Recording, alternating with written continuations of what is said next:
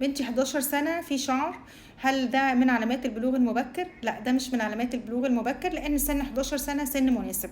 يعني تبدأ البنت في البلوغ او علامات البلوغ تبدأ تظهر عليها من سن 9 سنين لغاية معاها لغاية 14 سنة. وكمان تبدأ الدورة تيجي من سن 9 سنين لغاية 14 سنة، قبل او بعد على حسب العوامل الوراثية وعلى حسب وزنها زي ما قلنا.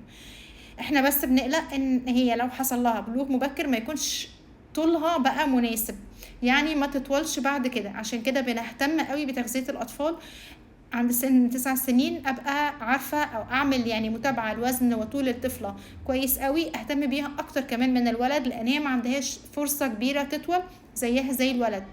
بيبدأ تطول بسرعة في سن من 9 سنين لغاية 14 سنة. عند 14 سنة تقريبا هيقف طولها، مش هترجع تطول تاني، او معدل الطول هيبدأ يقل قوي، ممكن في السنة كلها ازيد 2-3 سنتي او مزيدش.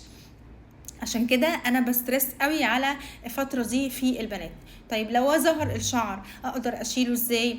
اقدر اشيله بالشيفنج، امن طريقه واسهل طريقه وما تعملش التهابات، عشان ما يحصل لهاش حبوب وما تغمقش معاها. الاول لازم انضف المكان كويس بالصابون، واعمل سكراب خفيف عشان اشيل الجلد الميت والبكتيريا والتراب، وبعد كده اعمل الشيفنج او الحلاقه، ويكون مع اتجاه الشعر مش عكس اتجاه الشعر، عشان الشعرايه وهي طالعه ما تبقاش طالعه من جوه الجلد فتعورها، لان حرف الشعرايه حامي.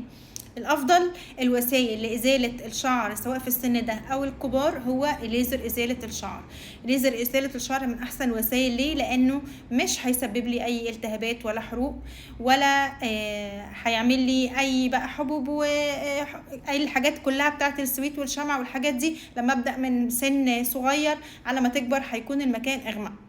طيب احسن جهاز في السن ده انا بفضل ان احنا نستخدم جهاز الدايود، خاصه لو البشره بتاعتنا غامقه، الشعر لسه سميك، هيستجيب للدايود استجابه كويسه، وحي الافكت كمان هيبقى كويس، والسعر الجلسه هيبقى كويس، ومش هيسبب لي خالص غمقان، ومش يعني مش هخاف انه يغمق المكان او يعمل لها التهابات او حروق، وتقدر تتحمله الجلسه.